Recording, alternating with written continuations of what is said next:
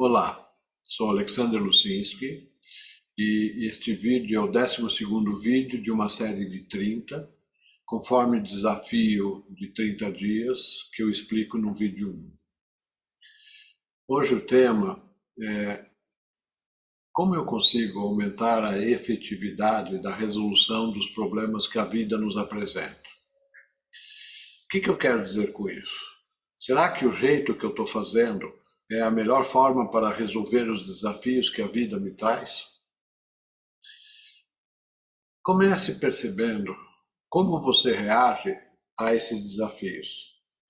O que significa para você, como você sente, qual a sua percepção, qual é a racionalização do que você fez, do porquê que você fez isso, ou porquê que você não fez, e como poderia ser melhor. Se a gente for prestar atenção, muitas vezes, em função de crenças, em relação a quem somos e quem são os outros, ou por que os desafios da vida se apresentam, fazem com que a gente tenha ideias preconcebidas de como as coisas deveriam ser. E, infelizmente, isso não resolve nada.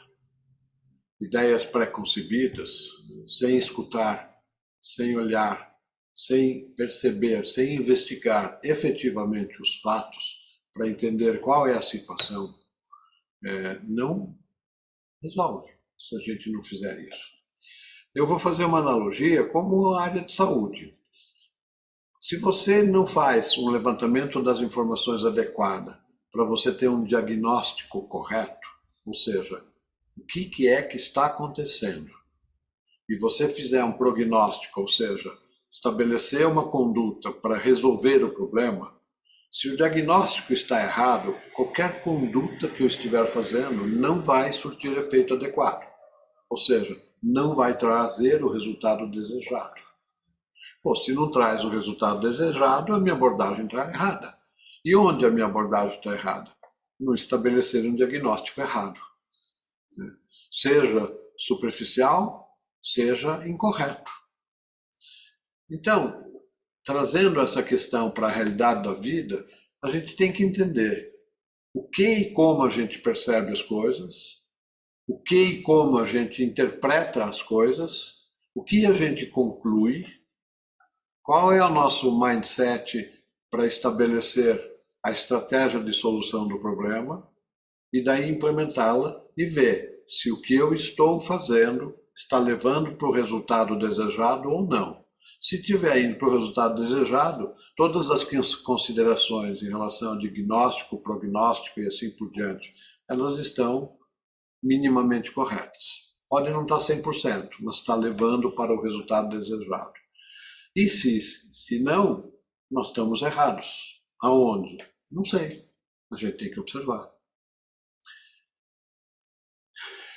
Quando eu falo de mentalidade empresarial, de um lado, as pessoas enxergam que a gente tem que ter experiência. Experiência de vida, experiência de conduzir uma empresa, experiência do mundo dos negócios e assim por diante.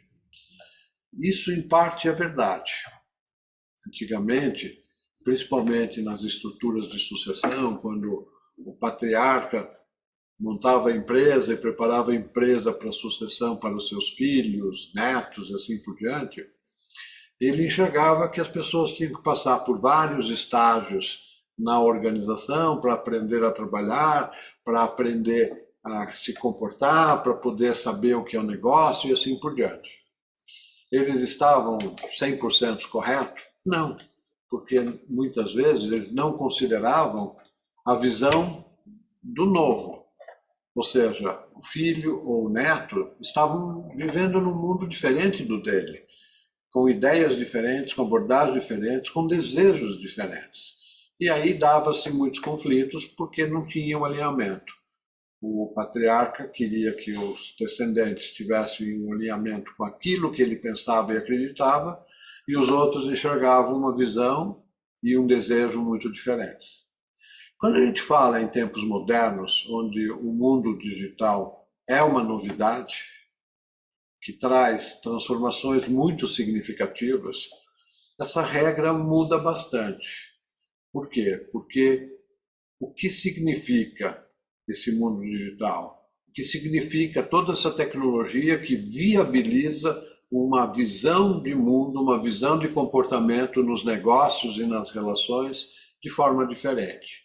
O que significa a transformação que a humanidade está tendo com essa situação de conviver 8 bilhões e meio de pessoas nesse planeta, numa sociedade extremamente complexa. Então, a realidade, ela tem duas grandes facetas. O que a tecnologia viabiliza versus o que o mundo dos negócios já consolidou ao longo dos anos. Quando os novos mercados digitais surgem, é uma terra virgem, onde você pode ocupar espaços sem grandes concorrências, sem grandes desafios. À medida que os mercados amadurecem, a gente vai cada vez para momentos mais próximos do mundo dos negócios que se consolidaram ao longo dos anos. Lógico que as regras de relacionamento, as legislações envolvidas, as boas práticas nesses novos mercados são diferentes. Então, isso leva a ter um posicionamento bem mais cauteloso, bem mais investigativo, bem mais testar e ver se estamos no caminho certo, do que estar cheio de grandes verdades ou cheio de grandes opiniões. O que eu quero dizer de importante para isso? O jovem não se intimide com o discurso dos mais velhos em relação à maturidade como sinônimo de quantos anos de vida eu tenho, quantos anos de experiência no mundo dos negócios eu tenho. Os mais velhos, que estão acostumados com uma dinâmica, com uma forma de jogar o jogo dos negócios, não assumam que conhecem tudo, porque o mundo mudou, a transformação é muito grande. E a transformação ela é muito grande por um desejo de todos nós como humanidade. Ou seja, nós estamos indo para uma nova realidade que a tecnologia nos viabiliza implementar porque nós queremos. O nós queremos é relativo, cada um tem um peso diferente dentro dessa nova realidade. Mas ela atende a expectativas e resolve problemas que antes não eram possíveis. Vejam, por exemplo, que a pandemia trouxe uma questão de isolamento obrigatório para evitar o contágio e, ao mesmo tempo, viabilizou o uso bastante intenso da tecnologia por videoconferência, por ferramentas de trabalho à distância, de interação digital, sem a necessidade do presencial. Lógico que o presencial pode até ser desejado, mas ele não é necessário como era antigamente 100% do tempo, onde criava problemas de superpopulação em algumas cidades, onde criava problemas seríssimos de trânsito, de congestionamento, de conflitos em relação ao esforço que a gente tinha que fazer para estar todo mundo presente no mesmo horário. Hoje, com o virtual, a gente faz muito mais coisas sem precisar de deslocamento, tendo melhor qualidade de vida e até tendo melhores interações e melhores resultados. Isso não é determinante, porque pessoas que não sabem administrar conflitos vão ter conflitos no mundo digital. Pessoas que não sabem ouvir vão ter problemas no mundo digital. Pessoas que não buscam resolver os problemas também no mundo digital não vão resolvê-los. Lógico que o mundo digital ele cria novas ferramentas, novas possibilidades, novos negócios, novas profissões, novos desafios. E para essa situação é importante que a gente se preocupe com algumas coisas muito fundamentais. Quando eu digo muito fundamentais, é que nas questões todas que nós falamos, tem uma coisa em comum, que sempre vai existir: o ser humano. O ser humano está no mundo antigo e no mundo novo. Ou seja, todos nós somos gente, somos humanos, temos uma característica e um comportamento básico, comum. E algumas regras são importantes. Então, confiança nas relações é uma regra importante. Verdade é uma regra importante. Integridade, fazer o que fala, é importante. Todas essas questões, elas remetem a questões fundamentais, de princípios e valores, de comportamentos já socialmente aceitos e reconhecidos, que mostram que a nossa sociedade está baseada em alguns fundamentos, independente da tecnologia que suporta as nossas relações ou os nossos negócios. E aí eu vou para a questão básica inicial.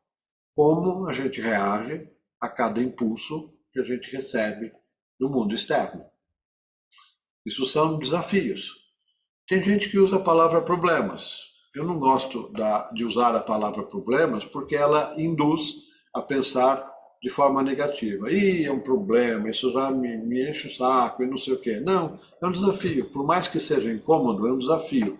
Como eu posso superar, como eu posso praticar o que eu tenho de melhor para fazer a solução desse problema?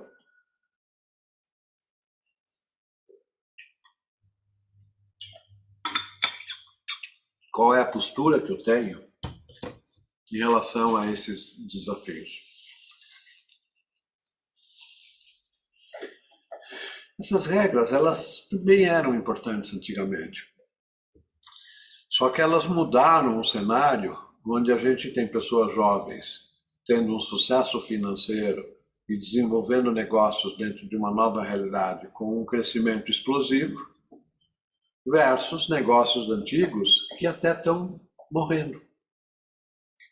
Quando a gente fala do crescimento explosivo, a gente cria um grande problema, porque cada um de nós tem uma curva de aprendizado, ou seja, a gente aprende a partir de um certo tempo, onde a gente vai assimilando e experimentando aquilo que nós aprendemos para consolidar isso como aprendido.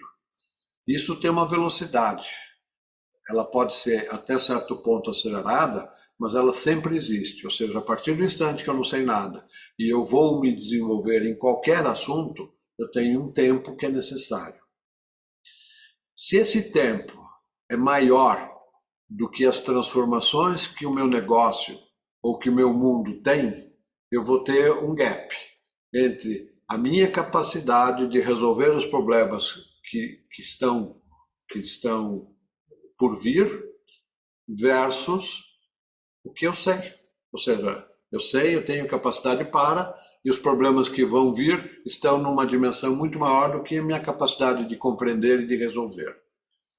Essa situação requer abordagens diferenciadas. Eu já falei em outro vídeo que uma das abordagens que preenchem esse gap é o uso de abordagens com processos de mentoria, onde um mentor mais experiente e do ramo pode ajudar no negócio de quem é menos experiente e com mais desafios. Onde aquela frase famosa de como é bom subir uma montanha com alguém que já subiu aquela montanha. Então isso cria um espaço de cobrir esse gap. Mas isso não resolve a questão do nosso comportamento perante os desafios. Se a gente vem com ideias preconcebidas, com uma mentalidade muito tacanha, muito pequena, com uma visão de conflito, com uma resistência a aprender coisas novas, com uma resistência a poder se dedicar e ser treinado em novas habilidades, a gente dificilmente vai conseguir adaptar a nossa condição, a nossa reação à necessidade que o negócio exige. Aí vem a questão, putz, nessa situação, no mínimo, eu estou falando com pessoas estressadas. Ou seja, eu, você e os outros, quando vivemos essa situação de não darmos conta dos desafios que a vida nos traz, isso gera tensão, isso gera estresse. Quando a gente vai para um caminho de estresse, se ele for moderado, ele pode ser mobilizador, ele pode ajudar no meu processo de transformação. Se ele for exagerado, ele vai para o processo de destruição, de ruptura, de burnout. que não é desejado. Então eu tenho que calibrar o estresse. O estresse, ele é diretamente proporcional ao estímulo externo?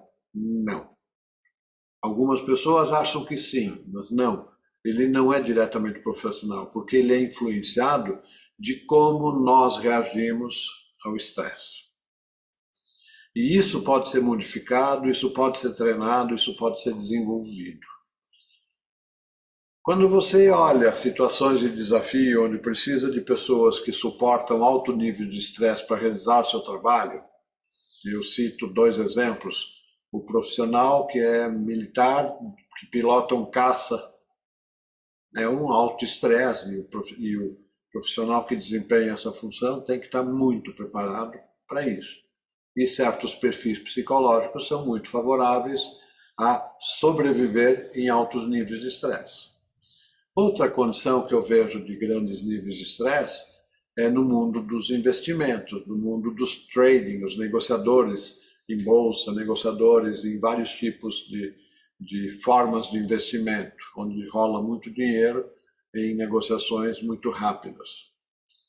Tem pessoas que acabam com a sua vida porque não conseguem tolerar o nível de estresse que isso exige. Mas tem outros que conseguem transitar com mais facilidade nesse mundo. Quando a gente fala do nosso negócio, a tendência é que o nosso estresse aumente, porque a perda ela nos afeta diretamente. Quando eu sou apenas um funcionário, eu posso perder o emprego. Quando eu sou dono, eu posso perder a empresa e posso comprometer todo o meu futuro, os bens de família e assim por diante, dependendo de como a gente conduz. Então, a administração do estresse, para que a gente tenha condições de desempenhar o nosso papel de tomadores de decisões, se tornou uma questão fundamental. Tá bom, se eu sou um tomador de decisão, porque como executivo, como dono, como empresário, o que eu mais faço é tomar decisões, até mais do que executar as ações propriamente ditas. Se eu no começo ainda sou muito executor, é porque a minha organização não está demandando tanto de mim no processo de tomada de decisão. Na medida que a minha organização cresce, eu sou mais demandado na tomada de decisão. E, portanto, com mais responsabilidades e com mais relação direta entre a minha capacidade de ter sucesso com o resultado da organização. Pense bem nisso. Como eu posso melhorar? Como eu posso buscar um estado de espírito mais adequado para que eu possa estar buscando a melhor solução? Às vezes, eu, em situações extremas, de crise, de momentos difíceis, me usaram a frase, você precisa ter sangue de barata, ser gelado, para você não ter reações inadequadas, para poder você conduzir o processo. Eu diria que, parcialmente, isso é verdade, né? O gelado é mais relacionado à forma como eu reajo emocionalmente para que o sangue não suba a cabeça e eu tenha um comportamento explosivo, colérico, visceral.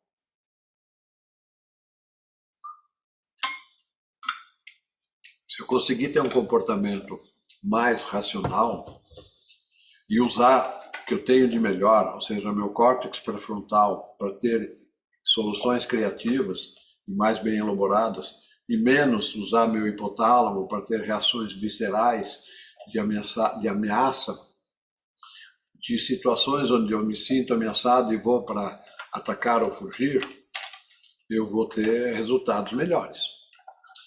Eu falo que se a gente, além disso, conseguir ter uma percepção melhor, né? E para ter uma percepção melhor, a gente tem que ter uma atenção maior sobre os pequenos detalhes, sejam internos, sejam externos. E quando eu digo internos, não é só internos ao negócio e externos ao negócio, mas internos a nós mesmos, com o que ocorre dentro da gente, e externos a nós, seja nas relações interpessoais dentro da organização, nas interações que nós fazemos dentro da empresa, seja nas interações que a gente faz com o mundo exterior. Não é à toa que algumas técnicas estão se divulgando muito, e uma muito famosa para empresários de sucesso são técnicas de relaxamento, de meditação, de controlar o nível de estresse, de buscar uma tranquilidade para que você possa conduzir as suas decisões. Uma das muito popularizadas no mundo ocidental, o mindfulness, uma técnica de atenção plena, ela ajuda muito no sentido da gente focar a nossa mente, focar o nosso ser, de estar presente integralmente nos desafios que a vida nos traz e ter atenção plena, ou seja, perceber tudo o que acontece dentro e fora do nosso mundo pessoal. É a única abordagem? Não.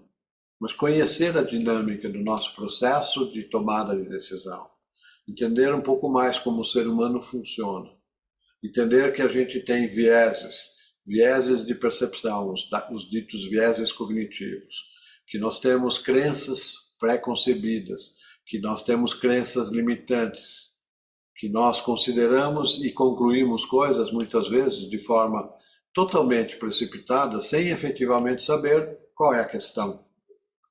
Se nós sabemos que a gente age dessa forma, se nós sabemos das limitações que a nossa mente tem, que nosso processo de perceber, interpretar e decidir tem, a gente tem uma vantagem competitiva. Se a gente não sabe, não percebe, não entende, a gente está na vala comum de estar perfeitamente perdido, no meio de uma névoa onde a gente não enxerga o que é para trás, o que é para frente, o que é para o lado esquerdo, o que é para o lado direito, ou seja, sem referências, caminhando num ambiente onde a névoa se faz e às vezes indo para o abismo ou para um poste que está na nossa frente.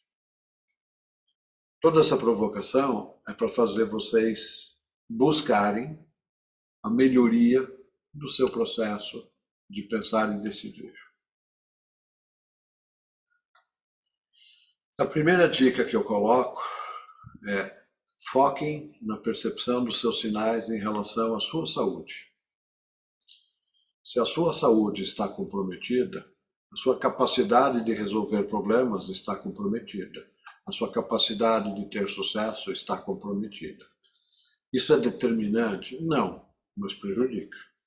Se eu tiver uma saúde melhor, eu tenho mais chance de estar fazendo a coisa certa. Se eu tenho lucidez, equilíbrio, não só no sentido fisiológico, mas no sentido emocional, também no sentido racional, né? Onde eu não desenvolvo patologias e perversões e distorções, eu vou conduzir essa dinâmica para resultados muito melhores. Sempre pode ser melhor.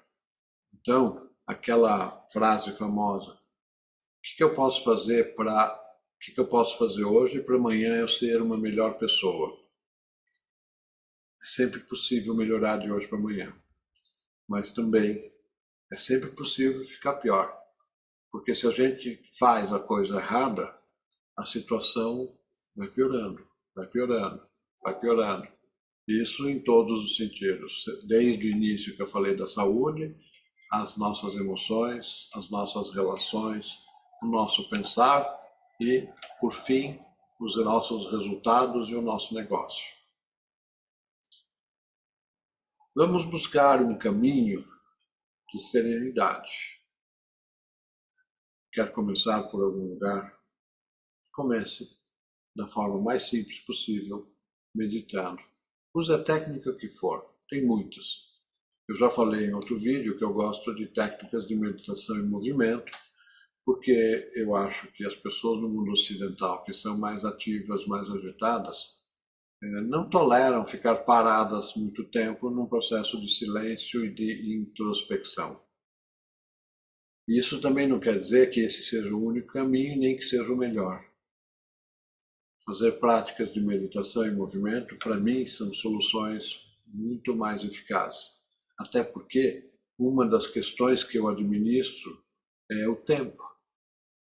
A gente se propõe a fazer muita coisa, se dedicar integralmente a muitas coisas e aí o tempo se torna escasso. Então, a administração do tempo, dentro de uma forma inteligente, está cheio de livros de administração do tempo que não funciona, né? Traz resultados. E quando a gente fala em usar o nosso tempo, a gente tem que usar com equilíbrio, onde a gente não pode ser só execução, a gente não pode ser só reflexão, a gente não pode ser desfocado de um ponto, ou melhor dizendo, estar excessivamente focado num aspecto apenas. Falando sobre tudo isso, eu lembro de um livro antigo que falava do ócio criativo. Ou seja, nós temos que ter momentos que aparentes são de ócio, de ociosidade, onde, na verdade, nós estamos buscando condições diferentes da nossa mente para sermos criativos. Isso é muito verdade, se a gente souber usar. Tem muitos livros que ajudam parcialmente. O problema de simplesmente ler o livro é que a gente vai para uma estratégia de tentativa e erro, tentando associar aquilo que nós lemos com a nossa situação. E que às vezes não é exatamente, ou seja, o que nós estamos vivendo não é exatamente o que nós estamos achando que é o problema. E aí a nossa busca às vezes é infrutífera porque a gente fez uma avaliação errada da nossa situação atual. Tem várias formas de endereçar essa questão. Pense nisso. Pense no que é mais confortável para você. Confortável entre aspas, o que é mais adequado para você, porque o conforto leva à zona de conforto e à inatividade. Não era a abordagem que eu gostaria que vocês buscassem, mas que buscassem aquilo que vai dar mais resultado, mais satisfação, mais aprendizado, mais desenvolvimento e fazer com que vocês sejam melhores amanhã. Eu vou estar falando ao longo desses 30 dias em vários aspectos. Mas eu reforço aqui, se vocês têm interesse, comentem o vídeo, coloquem questões que eu posso estar respondendo para vocês, coloquem temas que vocês queriam que eu desenvolvesse mais, para que eu pudesse ser mais efetivo e ajudá-los da melhor forma possível para vocês terem sucesso. Nós vamos parando por aqui. Espero que vocês apliquem tudo o que eu falei, mesmo que seja parcialmente. Reflitam sobre isso. Mais do que eu tentar dar fórmulas específicas de soluções, vocês se propuserem a tentar. Tenta isso em pequenos contextos, com pequenas decisões, e vê se vocês conseguem perceber tudo isso que foi dito. Que tenham muito sucesso, que prosperem, que sejam os empresários de sucesso que eu tenho tanto falado, né? E que se ainda são empreendedores digitais do bem, portanto, têm um propósito bom, então, num mundo onde a tecnologia tem um grande fator, vocês estão dentro do contexto onde eu tenho atuado muito nos últimos anos. Portanto, posso compartilhar com vocês fracassos e sucessos que podem ser úteis para a tomada de decisão de cada um de vocês. Boa sorte, sucesso!